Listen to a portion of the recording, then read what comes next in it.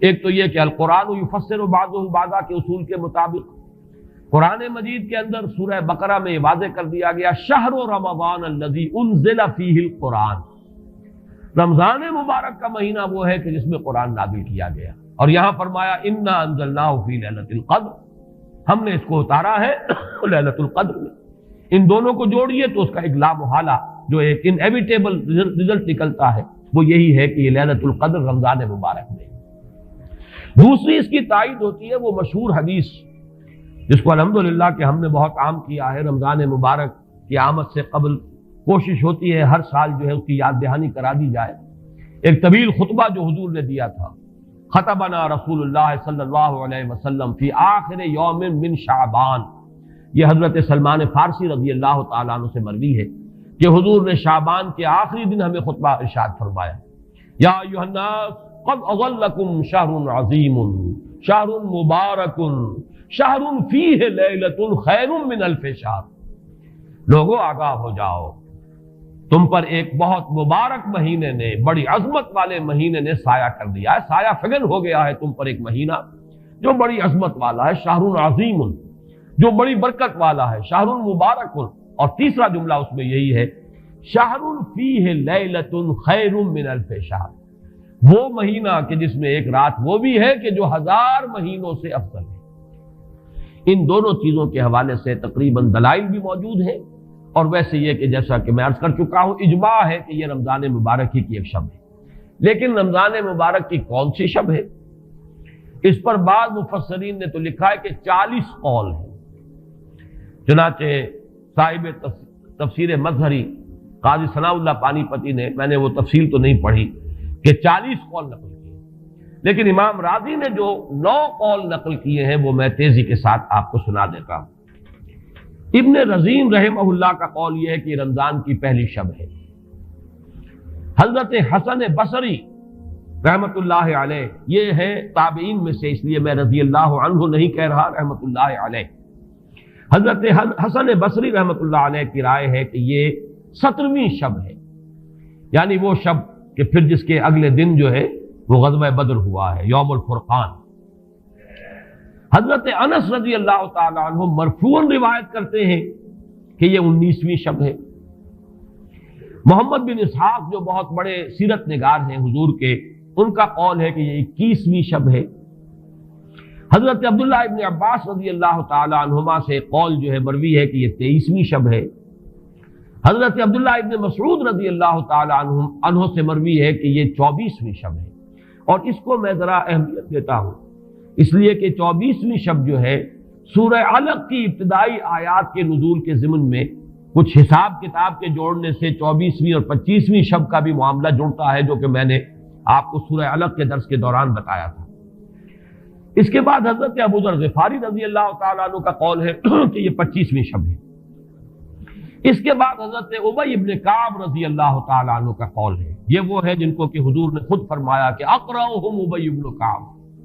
قرآن مجید کے سب سے بڑے قاری حضرت ابی ابن کعب ہیں رضی اللہ تعالیٰ عنہ، اور ان کے بھی سینے پر آپ نے تھپکی دی تھی کہ ایک سوال کیا آپ نے کہ سب سے عظیم سورت کون سی ہے، اور جب انہوں نے صحیح جواب دے دیا سورہ فاتحہ، تو پھر یہ کہ اس پر حضور نے تھپکی دی کہ تمہیں اللہ تعالیٰ نے بہت صحیح مناسبت عطا کی ہے علم کے ساتھ۔ ان کی اور صحابہ میں سے بہت سے لوگوں کی رائے، یہاں تک کہ یہ کہا جا سکتا ہے کہ بقیہ اقوال جو ہیں وہ شاذ کے درجے میں ہیں، اور یہ گویا کہ اگر اجماع نہ کہا جائے تو بہت حد تک اتفاق کے درجے میں ہے کہ یہ 27ویں شب ہے۔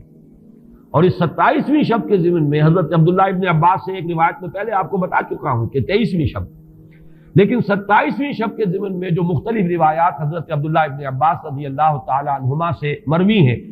ان میں بھی کچھ لطیف نکات ہیں، وہ میں بعد میں بیان کروں گا۔ اس کے بعد ایک شاذ قول اور بھی ہے کہ یہ 29ویں شب ہے۔ تو یہ گویا کہ 9 ہے اقوال، جن میں سے بعض جلیل القدر صحابہ کے ہیں، عبداللہ ابن مسعود، ابو ذر غفاری، ابن عباس، ابی ابن کعب، لیکن یہ ہے کہ سب سے زیادہ جو اتفاق اگر اجماع نہ کہا جائے تو 27ویں شب پر ہے۔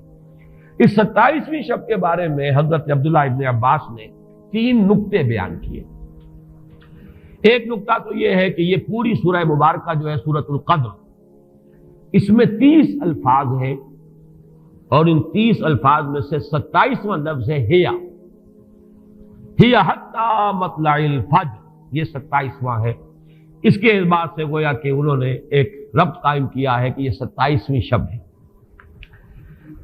ایک بات انہوں نے یہ کہی ہے کہ اللہ تعالیٰ کو وطر محبوب ہے، اللہ وطر و یحب الوطر، اللہ خود بھی اکیلا ہے اور وطر کو پسند کرتا ہے۔ پھر یہ کہ وطر جو ہے اب رمضان مبارک کے اندر اگر وہ وطر شمار کیے جائیں گے تو 14-15 وطر بن جائیں گے، لیکن اس میں چونکہ آخری عشرے کے بارے میں بہت سی روایات جو ہیں ان کا تقریباً اجماع ہو جاتا ہے کہ آخری عشرے میں، تو آخری عشرے میں بھی 5 وطر آئیں گے، 21ویں، 23ویں، 25ویں، 27ویں، 29ویں۔ لیکن حضرت عبداللہ ابن عباس کہتے ہیں کہ 7 کا ہندسہ اللہ تعالیٰ کو بہت پسند ہے، اور بہت سی چیزیں جو ہیں عالم تکوینی میں بھی اور عالم تشریعی میں بھی بہت سی چیزیں وہ ہیں کہ جو 7 کے ہندسے کے ساتھ وابستہ ہیں۔ 7 آسمان ہیں، 7 زمینیں ہیں، ہفتے کے 7 دن ہیں، طواف کے 7 شوط ہیں، سعی بین صفا والمروہ وہ بھی 7 مرتبہ ہے، ادھر سے ادھر، ادھر سے ادھر 7۔ اسی طریقے سے سجدے کے اعضاء بھی 7 ہیں، تو اس سے انہوں نے پہلے وطر اور وطر کے بعد 7 کا ہندسہ، رمضان کے آخری عشرے کی وطر راتیں اور ان میں 7ویں رات یعنی 27ویں شب، وہ اپنے اس حساب کتاب سے بھی، اور جب انہوں نے یہ بات بیان کی تو حضرت عمر رضی اللہ تعالی عنہ نے ان کی تحسین کی تھی۔ آخری بات اور بھی کہی گئی ہے کہ لیلۃ القدر جو ہے اس کے اندر حروف کو اگر شمار کیا جائے تو 9 بنتے ہیں، اور یہ لیلۃ القدر اس سورہ مبارکہ میں 3 مرتبہ آیا ہے۔